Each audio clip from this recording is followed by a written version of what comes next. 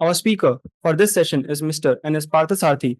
He is the co-founder of Mindtree and boasts over 35 years of experience in the IT services industry, where he has played a transformative role in driving innovation, global expansion, and operational excellence.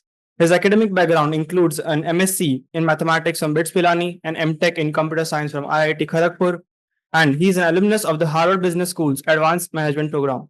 As the chief operating officer of Mindtree, he was instrumental in scaling the company from its inception to a $1 billion enterprise, leading strategic initiatives such as establishing global learning centers and overseeing key acquisitions. He played a vital role in setting up engineering processes during his early days at Mindtree. He was influential in setting up the global one-of-a-kind learning center at Bhubaneswar, conceptualized on the theme of curiosity, courage, and responsibility. Beyond IT, he co-founded the Bakchi Parthasarathy Hospital at the Indian Institute of Science, integrating clinical research with science and technology. He is also a founder of White Swan Foundation, an NGO raising awareness of mental health. Currently, Mr. Parthasarathy serves as the managing partner at Mela Ventures, where he mentors and invests in early-age startups. He aims to build the next generation of authentic entrepreneurs and memorable businesses to the three E's, that is, experience, expertise, and empathy. The topic of our fireside chat today is scaling AI, pathway from concept to execution. And I would now like to welcome Mr. Parthasarathy. And joining him will be Professor Amit Das, who is the Senior Associate Dean of Graduate Programs at Amrut Modi School of Management.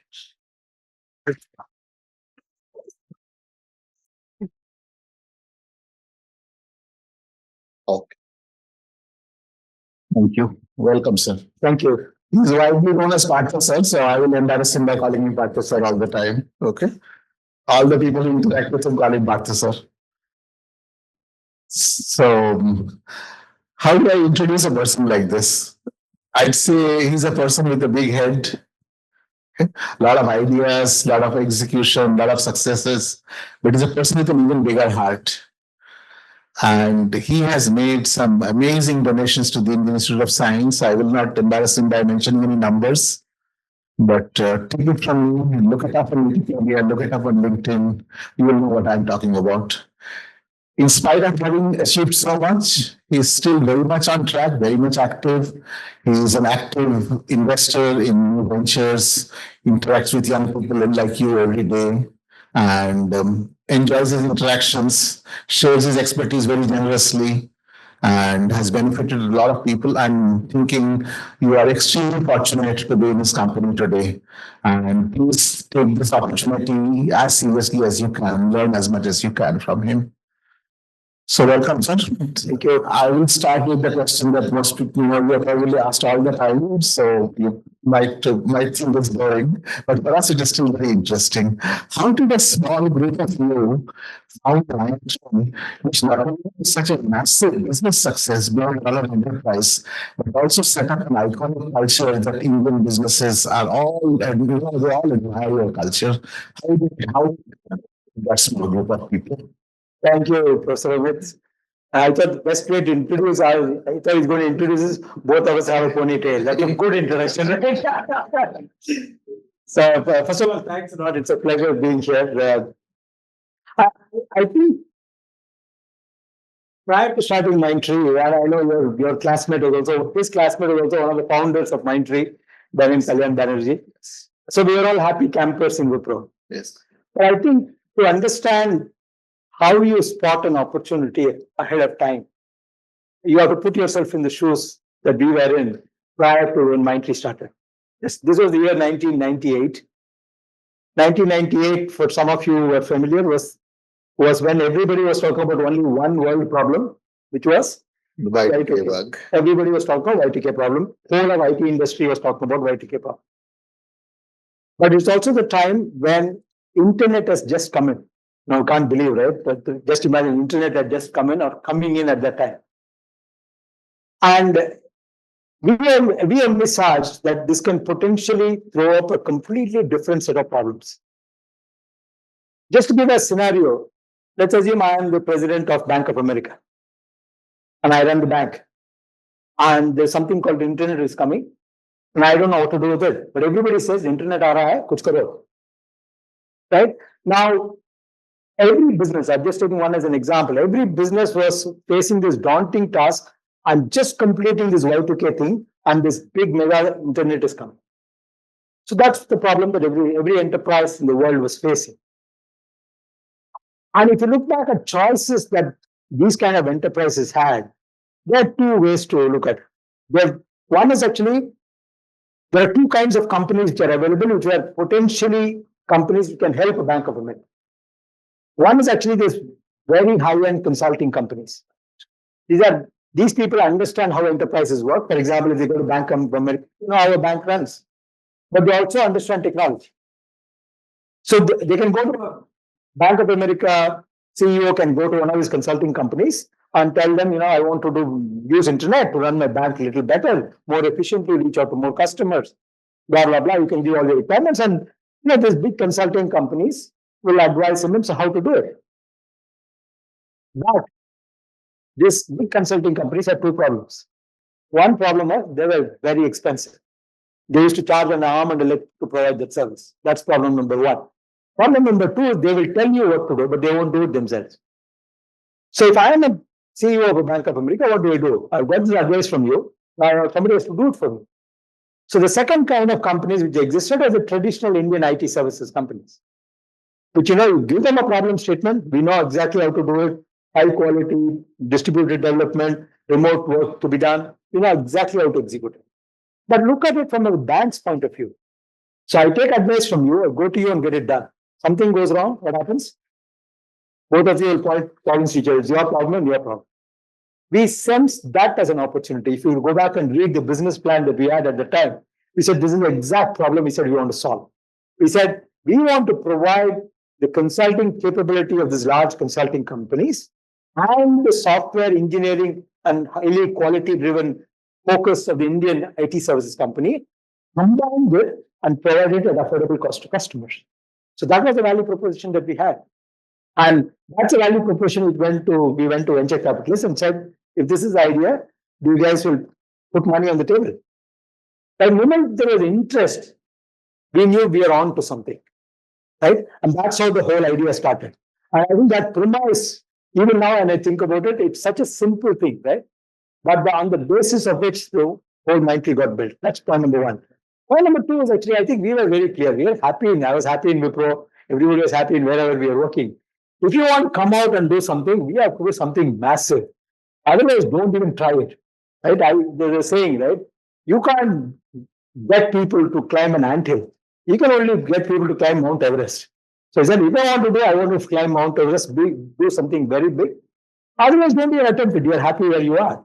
I think these two premises actually helped us to be able to start where we are. Obviously, the starting is just the beginning. It's a long journey. That's for another day. But you also built a very different kind of company. It was not a rip-off of the existing Indian IT companies.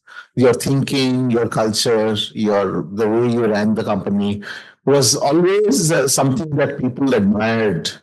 And it was separate from the money that you made. I know you made a lot of money. You gave so much of it away. So, but the way we ran that company was very visionary, even in its own time. Usually we use the word visionary for looking back and say he or she was a visionary. But I think Mindtree was visionary from day one. How would you explain that? So I think we had one big luxury. The big luxury that we had an empty piece of paper in which we can draw whatever landscape we want to do. That's one.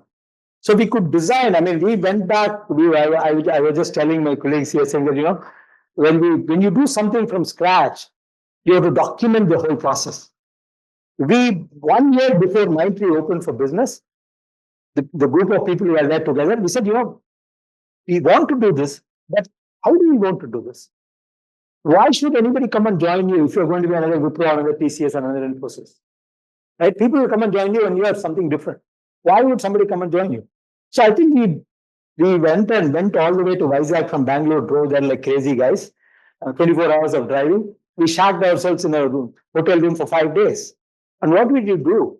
We designed our vision, mission, and values in those 5 days. That sheet of paper we still have with us. And that's the foundation. We said, if you want to do have a clean slate in front of you, you can paint whatever you want. The painting that you do depends upon the audacity that you have and the vision that you have and how do you want to do it differently.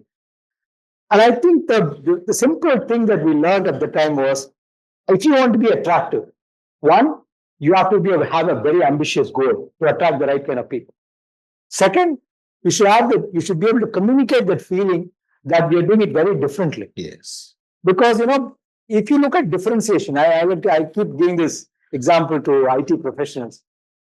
All of us go by flight, right? So if you go by a flight, look at an airline. Take Indigo or Vistara, any of the airlines. All airlines buy planes from one or two companies, either by Airbus or Boeing. All of them come and land in the good or bad airport that we are in. All of them buy fuel from the same Indian Oil Corporation. Right? How do they differentiate themselves? If you leave price out of the equation, the only way they can differentiate is by service. So differentiation, actually, there is a hard differentiation by you have skills, and there is a soft differentiation. The soft differentiation is how do you do things. We realize in the IT services industry, because it's a service industry, the most difficult to replicate is the soft differentiation. If you say, I have 1,000 Java programmers, Infosys will say, I have 10,000 Java programmers. They're already 20 times our size. But if I say, the way I will do programming is different, the way I treat people is different, the way I build offices are different, I think that is difficult to replicate. And that becomes a strong differentiator. So I think from day one, we had the ethos that we have to be different both in hardware as well as in software. The differentiation in hardware and software, the hard and soft differentiation has to be very, very different. The moment you have that mindset, I think there are only a certain kind of people who will come and join you. Right? It's almost like a self-selection that happens as we grow along. Right. And I have met several people from Mindtree, and all of them stand out in their own way. There are no ordinary people from Mindtree that I know. Having said that very high bar, how do you find today's kids? You are involved in investing in them, counseling them, mentoring them. Do they measure up to your standards? Oh, absolutely. I every time I meet some young people, I think India is in safe hands. Oh. But I'll tell you the bigger worry I have. I think if you look at when I studied computer science, I'm just taking computer science as an example. My professor told me the best student who's graduate of computer science is somebody who can write the most efficient algorithm in the shortest lines of code, produces the most efficient code. And that is the definition of a software engineer, a great software engineer, which stood the test of time for decades. Yes. But my belief is that today's software engineer, who writes the best piece of code, is not necessarily the best software engineer. Because for various reasons. And I'll tell you another joke, which my professor in IIT Kharagpur told me this, since the topic is on AI. So this is a joke. It really happened. We're graduating class. We're graduating out. This professor, a great professor he was, and he's taking the last class for us. After we are graduating, going out of campus. And then he wishes us all the best.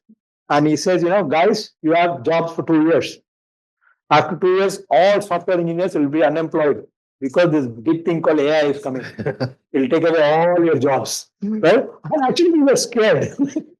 But we're still waiting for that AI to come. Yes. Coming back to the point that today's the best software engineer is somebody who understands what the customer or the business wants, find out how to put it all together, find out what is already available where, put it all and stitch it all together and give us a solution to the customer. So almost like a individual system integrator. Yes. You are not necessarily a coder yourself, but you are a system integrator. You integrate things, be able to provide a solution. I think that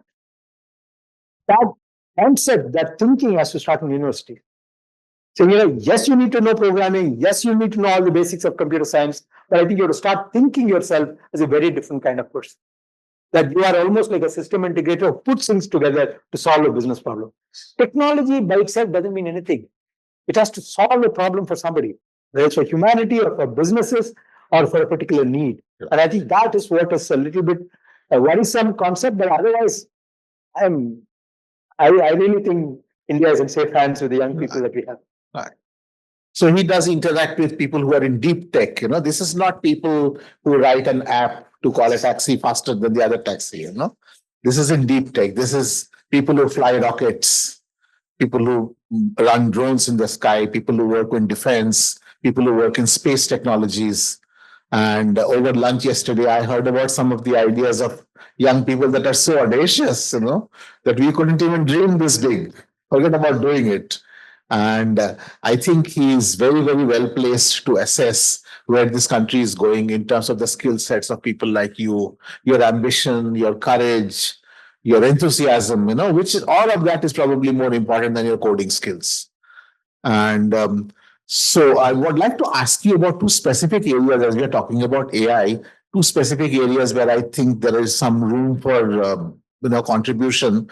One is that outside of the English speaking elite in our country, our educational system is not very good. I'm sorry I said that so bluntly, but and part of the reason is our teaching materials and all are not up to date.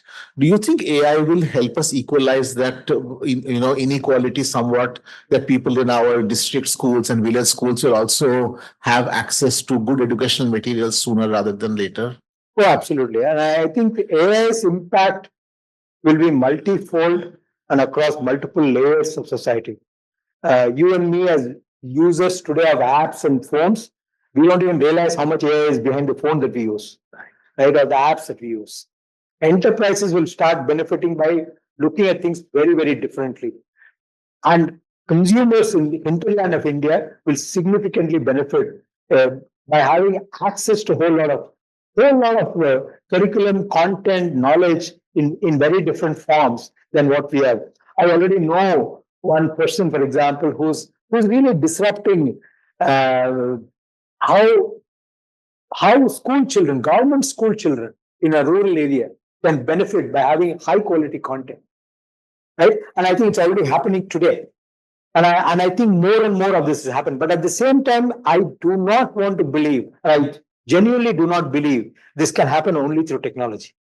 There has to be, this whole famous statement of human in the loop, right? Or an expert in the loop. It's absolutely must. So even if you're giving high quality content to a rural school children in a hinterland of India, there still needs to be some teacher there who also understands the new curriculum and also acts as a facilitator along with the content. So I think it has to be a combination of both that you'll get the best results out of. And I think there are enough studies that have been done. There's a very classic example of when robots first came into the field. Many automotive companies felt, why do you need to have so many employees? And I can sack all of them and put robots. Two things happened. One is actually one robot went and crushed an employee to death. There's a famous story about it. I'm sure all of you can read it in the internet.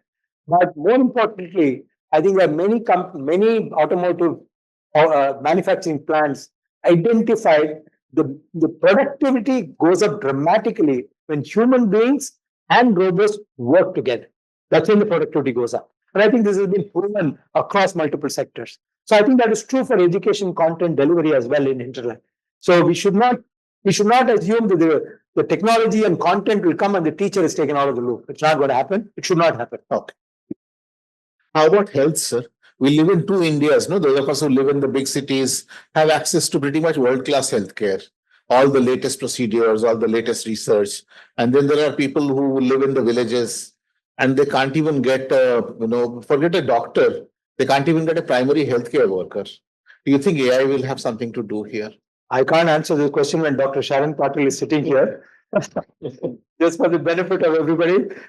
One of the reasons why the three of us are here to spend 2 days is actually to conceptualize something which is very different in terms of delivery of healthcare system in the future. Now, our honest answer to is I don't know at this point of time, but our belief is that with the kind of technology that's available today, with the kind of communication capabilities that we have, we can compress distance. If you're able to compress distance, then lots of things are possible. It's a question of how imaginative you are. But at the same time, you have to think through every single step. And hopefully, in the next couple of years, you will see a lot more action on this where high quality access to great healthcare can be available for everybody across the country. All right. I'd like to welcome the audience to join in at this point and ask some questions. This is your opportunity. Then we will cycle back to again a dialogue. So anybody who has a question at this point, please ask. There are no silly questions. The question that you are not asking is the question that other people also want to be answered. Like my always I would say that there's nothing like a bad question, there's only a bad answer. So go ahead, please. Yes. So you could just give an insight about what happened, what it did to. Not a happy conversation to have. That's okay. I'll not hesitate to say it. Yeah. So I'll tell you what happened. I mean, first of all, I think what happened, once you're a listed company and you don't control enough shares in that company, the company can go out of your control, right? The fact of the matter is, actually, when we built Mindtree, we were never worried about keeping control with ourselves. That was not our mindset. So the fact is that Mindtree founders at the time of 2019, 2018, 2019, we had only about 15% share in the company. Our ownership was 15%. There are other large shareholders. So when somebody comes and says, I'll buy 50% of the company, take that control of the company. Anybody who has money could have done it, especially somebody who has 10,000 crores. So somebody came with 10,000 crores and said, I want to buy 50% of the company. Did you like it? I said, no, we didn't like it. We said, we made a statement at the time that it's a hostile takeover, because in this business, it's a people business. But at the same time, we knew, we tried our best. We couldn't fight the battle and win against them. So we said, you buy 50%, but we're not going to continue. So when 50% was more than 50% is acquired by L&T of Mindtree, we all left Mindtree. So that's the story. So nothing to feel bad about. Every single moment we spend there, we take a lot of pride in what we built. The fact that even today people talk about Mindtree, I think is something that, very memorable that we have built. Did it end the way we wanted it to end? Answer, it's not. But, everything doesn't go your way. Right? There are some things don't go your way, but you take it in your stride and move on and do your next big thing. Yeah. As simple as that. Absolutely. Or पूछिए. Yes, ma'am. Yes, please. I want to know AI changing learning and training. We know that this is we have this, asking that we are responsive. We are function and keeping very relevant. So I think one of the biggest advantage of technology in general and AI in particular is actually you can personalize a lot. Today we have a big brush in which we take, there are a bunch of 50 students. We assume all 50 students are at the same level and we give a set of curriculum and a set of proctored exams and then expect the results. Nothing wrong. I mean, that was what was possible at the time or what's possible today. And in today's world, you can do a whole lot of things in terms of very personalized content. It's like almost like giving very personalized medicine to a person based on the DNA and the makeup of the person, right? So I think those kind of things is what we should attempt. I think that ability to be able to very personalize content based on what the needs are is what I think you should look for. Number one. Number two is actually, I think AI will help people. The biggest danger of AI is actually it will stop people from thinking. Because it's already happening to us, right? We stop thinking. Everything, Google will give, Perplexity will give, chatbot will give, something will give. We stop thinking. That is something we'll have to resist. And universities have to play a big role and say, what? AI is there, but AI is just like a calculator, right? You use a calculator at the right time. Sometimes you should not. Calculator cannot give you the answer. So I think we'll have to help people understand the nuances between where you draw the line, where you can use technology, and where you should not use technology and use your human mind. There are very interesting articles and research done on. If you look at, how many of you have heard this gentleman by the name Andrew Ng?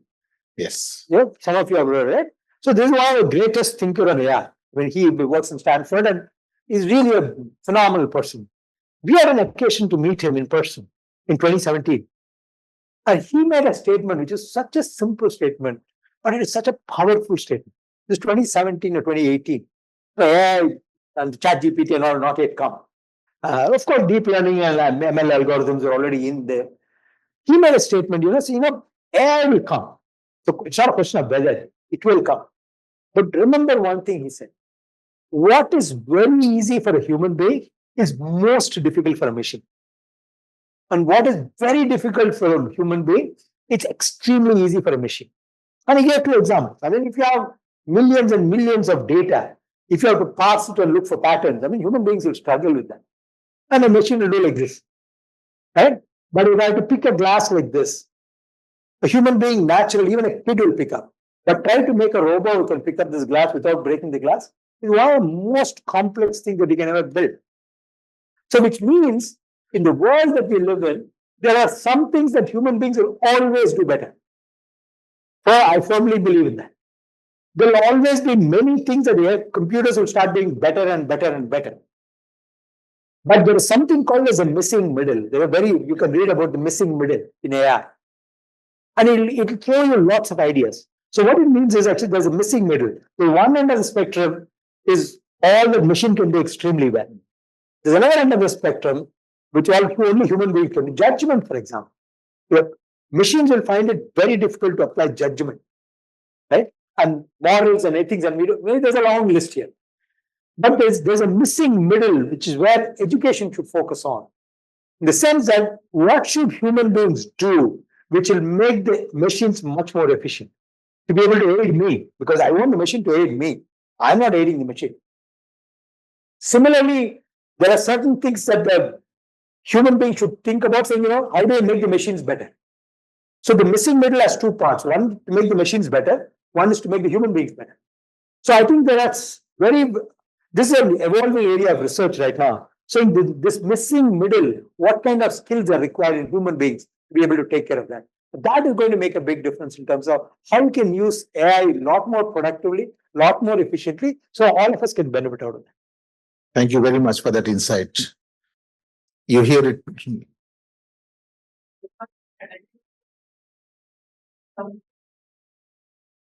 I don't know enough, honestly, but interdisciplinary is the future, with or without AI. Because I think we have reached a stage where no problem in the world can be solved in any one discipline. And I think that it's slowly dawning on people. People are realizing how important. In the startup world that I work in, I mean, there is so much of, we were talking about composites and electronics and EMI, radiation and EMC and software. All this comes from very, very different kind of disciplines. Unless they all come together, there's no way we'll be able to solve real life problems. Like you said, writing an app is fine. I can write an app, software engineer, that's all is required. But life is beyond apps. Sure. Deep question. Thought that you'll be able to solve complex problems more easily. However, the direction that we currently see of AI, like Valley and Midjourney, is more taking over the human aspect, which on the creative side, drawings, paintings. It generates based on prompt. So, I mean, how do you see probably what exactly? See, the problem is actually the biggest disservice ChatGPT and Daily and all has done is actually is hyped up certain things that are most useless to me. Like that is not AI to me. So if I am running a large enterprise, what is AI to me? How does a large enterprise benefit? So let's go back in time. So how do large enterprises use it? At the end of the day, AI's benefit is not going to be between creating new poem out of this or creating a new art piece out of it, right? I mean, yeah, that's all nice to have, but how can it help enterprises? That's where the money is, right? If enterprises don't use AI, AI will die. Very clear. So if you look at enterprises, what did enterprise do? If you look at how enterprises use technology, if you go back to the last 3 decades, first, what did they do? Can I computerize everything? So this mega ERPs came, the SAPs of the world, the Oracles of the world came. They built this mega system. It's what people call a system of records. Where all the records are there, financials are there, HR is there, business transactions are there. That became the piece. Then they realized that world is complex. Lots of things are happening. How can let's say, for example, if somebody is an IT company running out of India, I get revenues in dollars, I get revenues in pounds. My cost is in rupees. So if pound goes against the dollar by 10%, what happens to profits? What happens to revenue? Somebody asked a question. Today, people use Scramble. All the data is available in ERP systems. So to solve this problem, people started building some form of data layer on top of your ERP. So they built a data layer on which you can ask questions like this. Before ChatGPT, still programmed questions, pre-programmed questions. You can't ask ad hoc queries. Today, what technology allows you to do is you can write ad hoc queries. You can write in an English language. That English language will convert into a SQL query and run the SQL query on the database and give you the data. Right? That enable element has been done. But that's still a small part of it. Now, if you look at real usage of either deep learning or ML or AI, whichever way you want to look at it. Now the question is, I'm still using my own data, but primarily structured data. That means structure, I'm sure you all understand structured data, right? It's in databases in some form, some field, some structure is there. But organizations have a lot of unstructured data. It could be chat sessions, it could be some of your other communication channels that you have, could be your customer conversations, a lot of unstructured data. So what language abilities in AI help us to do is, now I can not only take structured data, I can have unstructured data, and combine that together and still ask the kind of queries that I want. So that's a second step which enabled, especially because of LLM capability, which is a language capability. Now the third step it's happened, now I'm still operating within the enterprise. I'm still using only enterprise data. Now what has happened is, now I can use outside the enterprise data. So maybe if I am a financial company, I can get Bloomberg data on a whole lot of things, integrate that into my internal data and still be able to ask. So effectively what I'm doing is I'm enhancing my knowledge of data from purely structured to structured plus unstructured, structured plus unstructured plus external data, and identifying what needs to be done. Now, the moment you have this, you can find a lot of patterns and look at a lot of inefficiencies. Now, all data warehousing and data insights and data companies, data science companies, what they used to do is they'll find patterns and they'll tell you, hey, Karo, do this. So actionable insights. Now people are saying, why should you give me an insight? Go automate it yourself. So now you can find out that this is the insight that I have and go and automate it yourself. So system can start doing that. So if you look at the full cycle of AI, transactions take place on your systems, then you have data from all these sources, then you find insights, then you know this insight is something which needs to be implemented, automated and put it back. That cycle is what is enabled. And that is what enterprises are attempting to do right now. Still a long way to go. Still a long way to go. Other questions? Yes. Look, sir. I try not to use AI as much as possible, whether related to college assignments or other work. Thank you. When I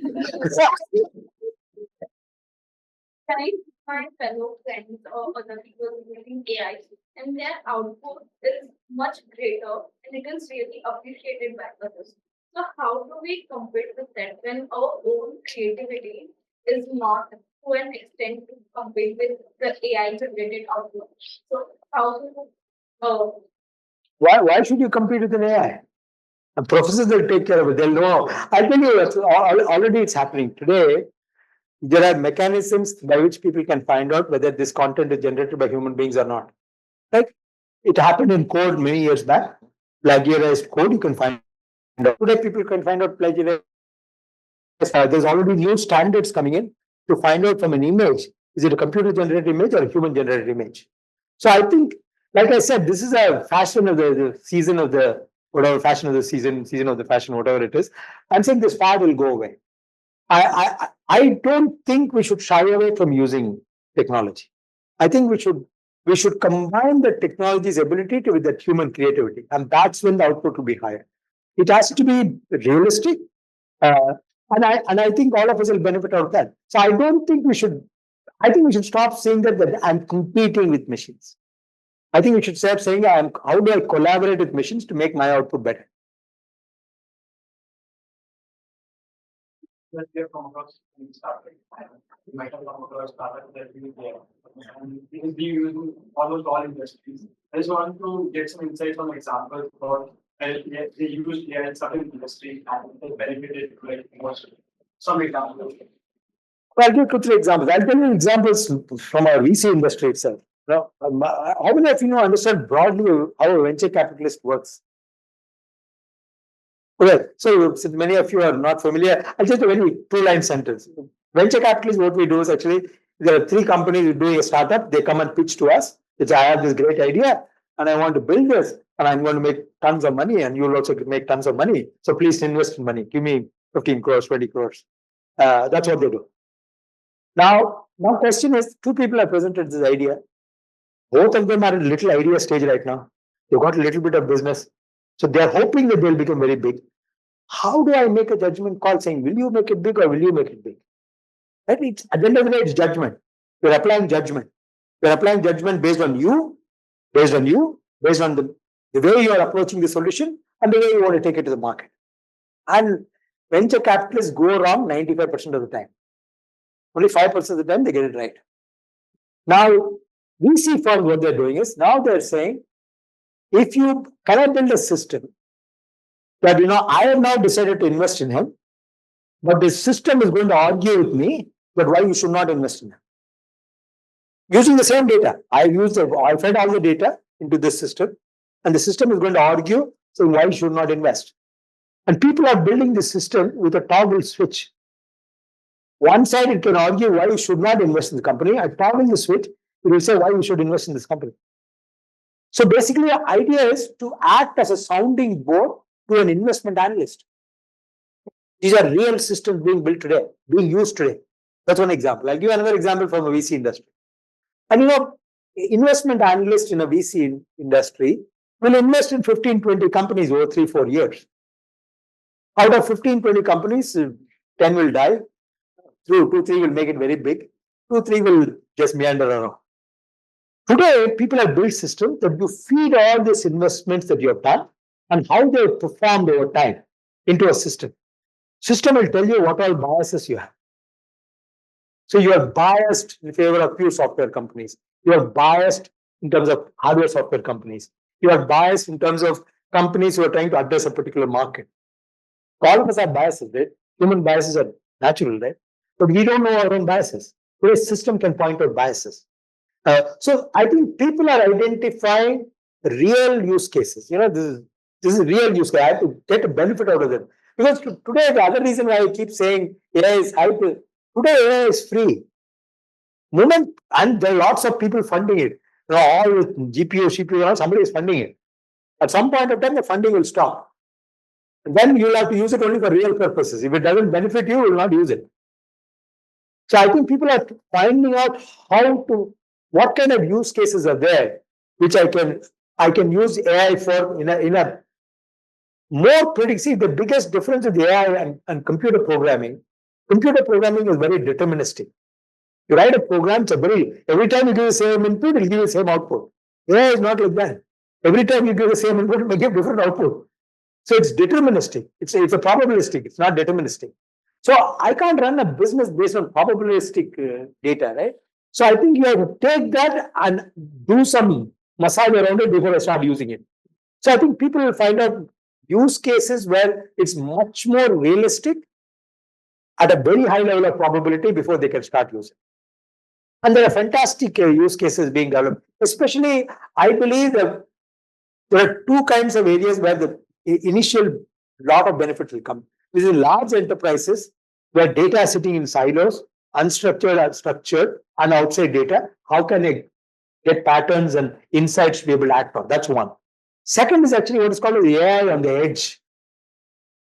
So today, when people talk about AI, people talk about cloud and GPUs and stuff like that, which is great. But let's assume I have a camera like this, and I want to apply AI on the edge. Now that cannot be cloud, it may not be connected to the cloud. Or in a defense field, in a border area, I'm putting a camera which is looking at 3 kilometers into the border for a night vision. And I want to detect whether it's a tank or a vehicle or a human being. I need AI on that. That's not connected to any system. That means I need to have the power of AI on that edge machine. Or I'll give another example, very, very good example. Today in farming, for example, there are people who use farm equipment where there are a lot of weeds, right, between plants. How do you remove weeds? The way people remove weeds, actually, they put poison on the weed, right? Today, people are building machines where there is a tractor mounted machine which looks at this, and as it's going past, it detects it's a weed or not. If it's a weed, it will put poison. Otherwise, it will skip a non-weed. That requires AI at the edge. That requires ability to recognize patterns at milliseconds to be able to make a decision and use a pump to just pump in that at that speed. Those are the cases where real use cases are being implemented today. I'm thinking about how AI can be used multiple things, not just a chatbot. Yeah. Good, good. पूछने वाले थे? ठीक. So I told you about a man with a big head that you have evidence of, man with a big heart. I forgot to tell you about a man with long legs. We want to talk with you about your marathon running. What marathons have you run, and how do you keep up good health, endurance, everything? So it's very funny as to how I picked up running. So I'm a long distance runner, and you should never say what you run. You should say I'm long distance runner. People may think 2 kilometers long distance. Somebody may think 200 kilometers is long distance. Leave it to them. But anyway, so I run what is called as half marathons. I don't know how many of you know. Half marathons is a distance of 21 kilometers. Incidentally, I'm going to run the Adani half marathon next month in Ahmedabad, 24th of November. I used to be a good sports person by nature. I mean, I used to play competitive badminton when I was young. I played for my state, I played for my university. But I realized, badminton is such a hard sport on your and what happens actually when you play competitive sports, we should be very careful. Orthopedic surgeons are sitting here. When you play competitive sports, the competitive spirit in your mind doesn't go away as you age. But your body doesn't move at the speed at which you're able to think. So what at that mismatch between your ability to think and the ability to move can cause injuries. That's my theory. So I realized, badminton, that life will end. I have to do something else after that. So once I was coming out of the cricket stadium where I used to play badminton, I saw people running. I said, mad guys here, what's wrong with you? 10 o'clock in the morning, sun and all, they're running. So somebody said, you have to run and see, then you'll know how difficult it is. I said, okay, I will run. I struggled. That's how I picked up running almost 16, 17 years back. I've been running 17 years now. This year, 2024, was significant for me because I ran my 50th half marathon in Bombay. So it's a passion that I have. That I was telling doctors that that now I'm really on a 18 months of 150. I run about 150 kilometers a month. That's what I train for normally. So it gives you your me time. Forget about everything else. And then don't put on earpods. Don't listen to music. Don't carry your phone with you. Just enjoy nature. Just go run. Every city has its own running places. Just go do it. So he has actually appeared in the movie.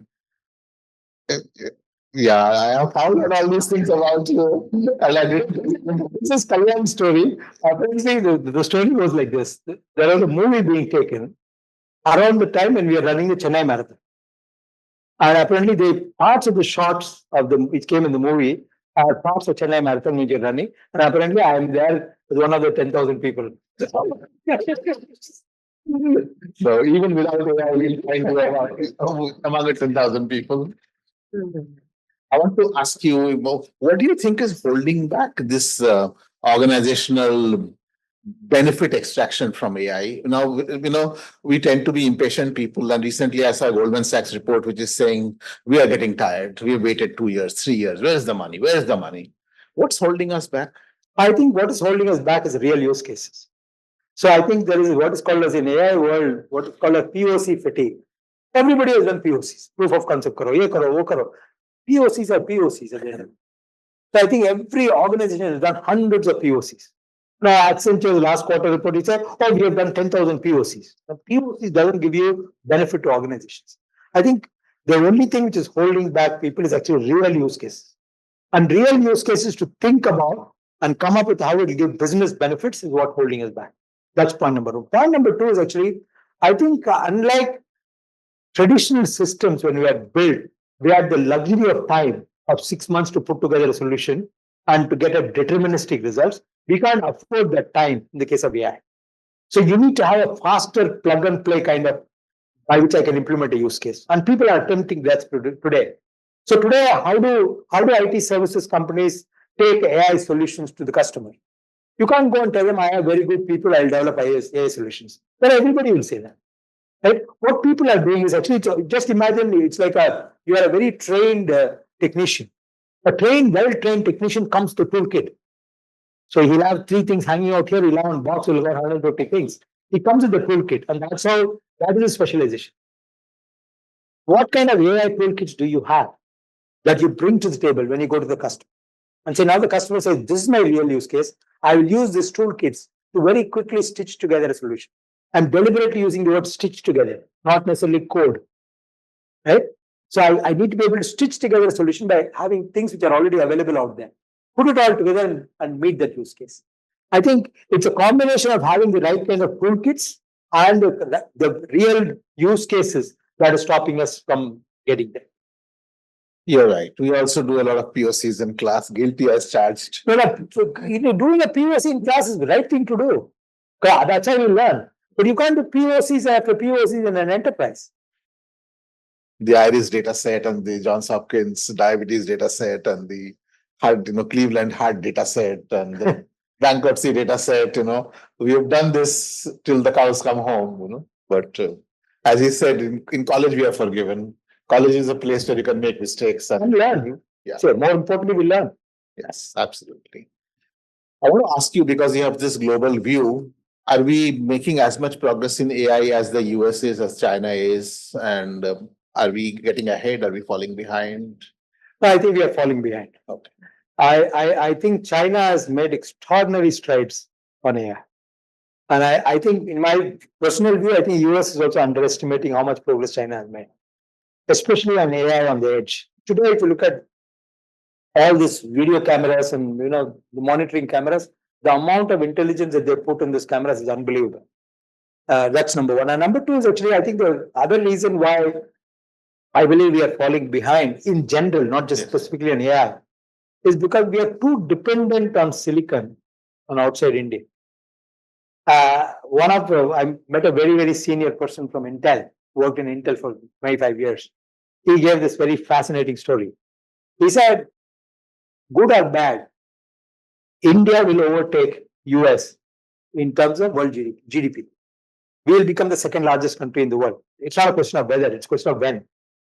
When we overtake United States will not be as friendly to us as they are today. And if United States decides to choke silicon technology and GPUs being available to India, we are in deep trouble. So I think slowly the bureaucracy, the technocracy in India has woken up to this.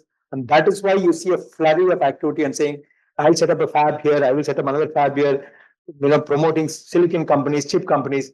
We're still not gone to CPUs and GPUs, but at least you're starting the process of we need to have silicon expertise. I'll give a very simple example. Every LED bulb that you see anywhere used, there's a silicon chip inside used. Cost 3 or 4 rupees. We make zero of it. Nothing is made in India. Everything is imported. Why should we import this? You can have dependency. I'm not saying we should do everything ourselves, but there are certain things we need to have control over technology from a larger strategic point of view. Otherwise, geopolitics will decide what you can do and what you cannot do. And I think it's a combination of both progress in AI in terms of having your own technology and the progress in silicon, which needs to go together for us to be able to ensure that we are not overly dependent for long periods of time. That's very interesting. I never realized that our falling behind in hardware will cost us so heavily as we become more and more dependent. Even our chips in our phones, our computers, our laptops, everything comes from outside. And if one day that supply chokes, we are in deep trouble. I'll give an example, a very simple example, right? I'm sure all of you know that in the border areas, the defense does not allow usage of any Huawei equipment. Huawei communication equipment. They don't, because it's got a Chinese component to it. So what equipment do you use? Use American equipment. If America is not going to be friendly with you, how is it any different from a Chinese equipment? Go ahead. I had a question. The question is that in the context of large enterprises, do you see artificial intelligence as a feature or as a product that is sold with the existing ERP software that are in an enterprise?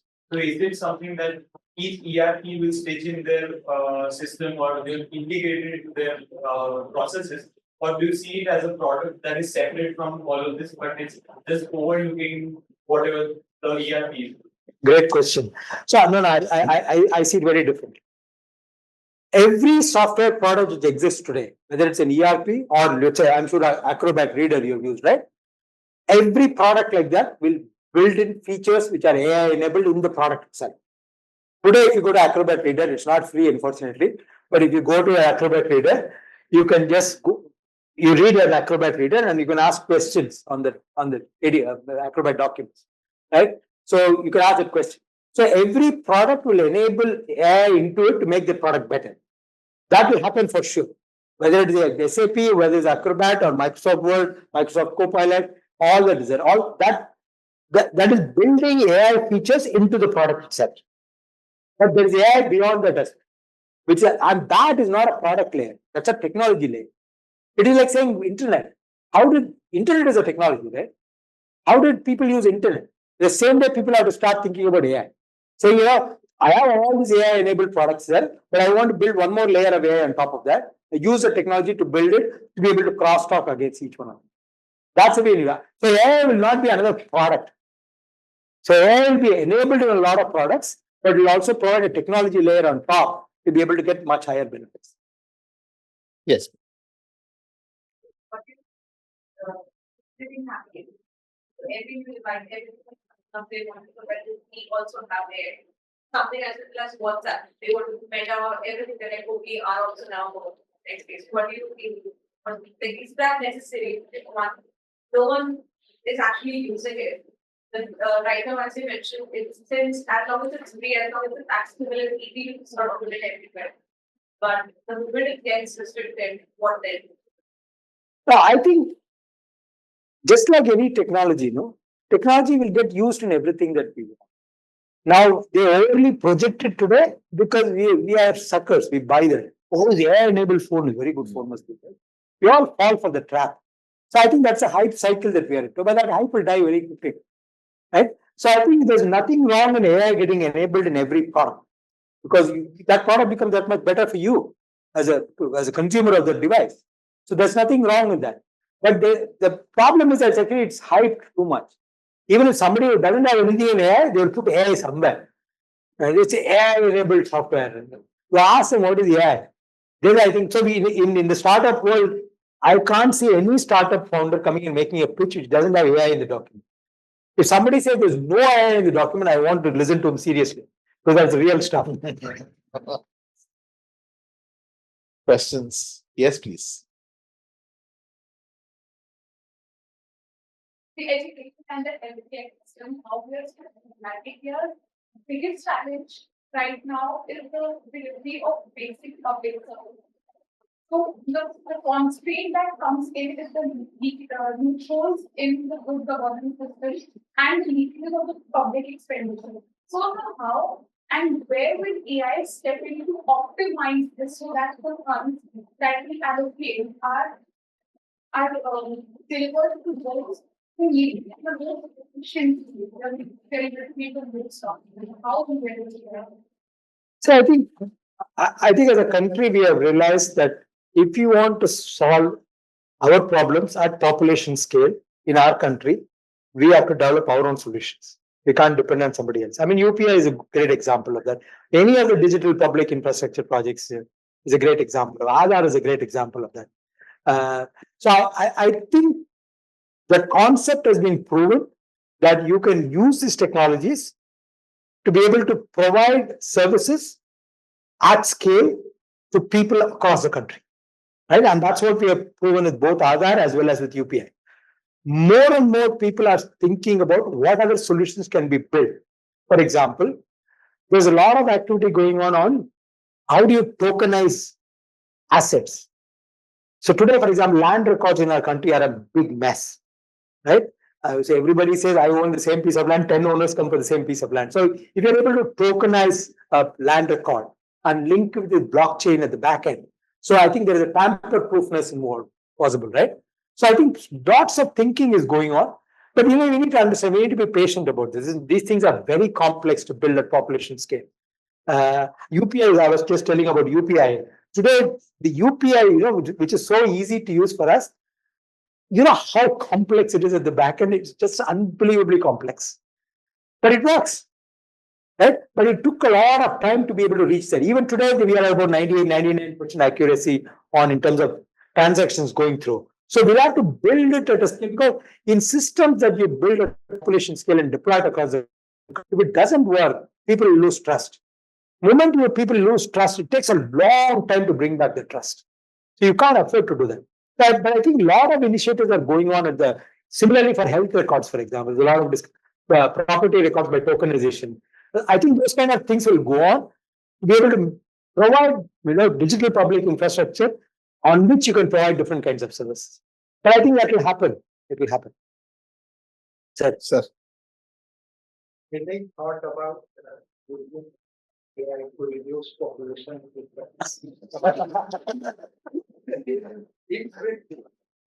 I'm not. I don't think I'm competent enough to answer that question. Number one, every day I come to this time, I see so many very tough backgrounds. Also to reduce conjunction, how to educate people, reduce over conjunction.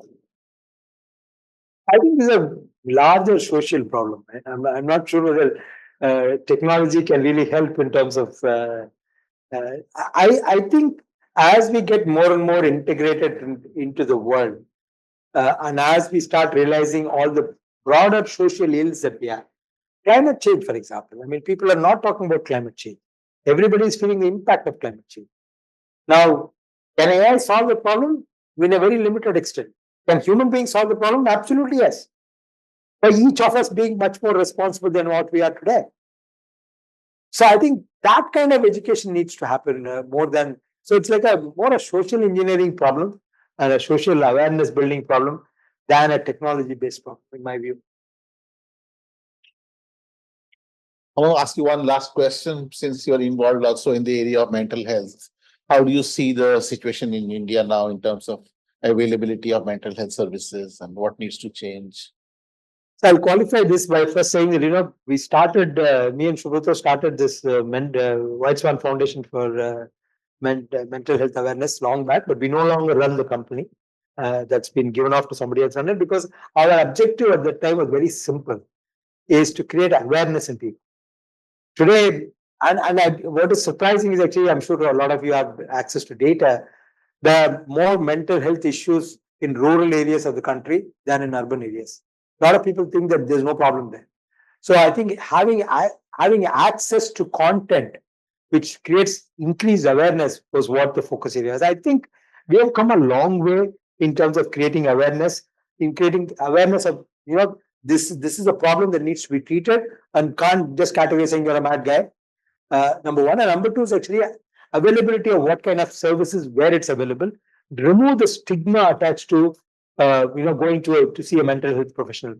I think that journey is still an ongoing journey. We have come a long way, but we still have a long way to go.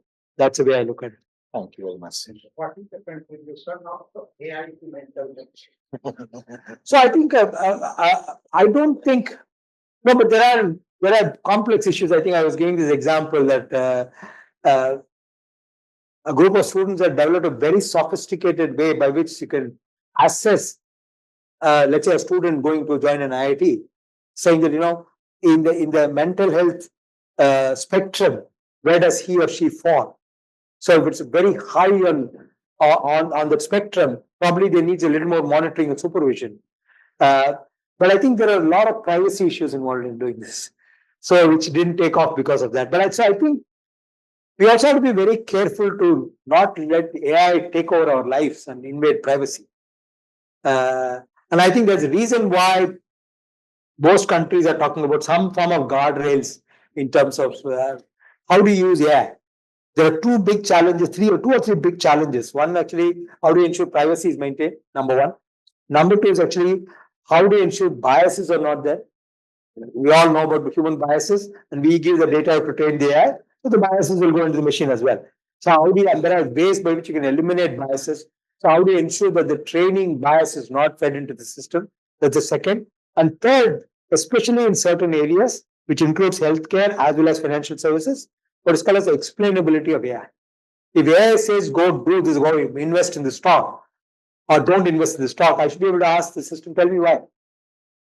So you should have an explainability. You can't say, no, no, I'm telling you, go do it. And you can't do that. And same thing is true with healthcare as well. Tomorrow, let's say a specialist doctor gets his advice, the doctor should be able to ask, why are you saying this? So that explainability of AI, so what all data you used, the system used, to be able to come up with that decision. That explainability becomes very important in all regulated areas. And that's why I said banking and financial services and healthcare. Explainable AI will become very crucial before it gets deployed. Otherwise, the regulator will not allow you to do it. Today, for example, there are so many lending companies, right? They lend to individuals, to MSMEs and stuff like that.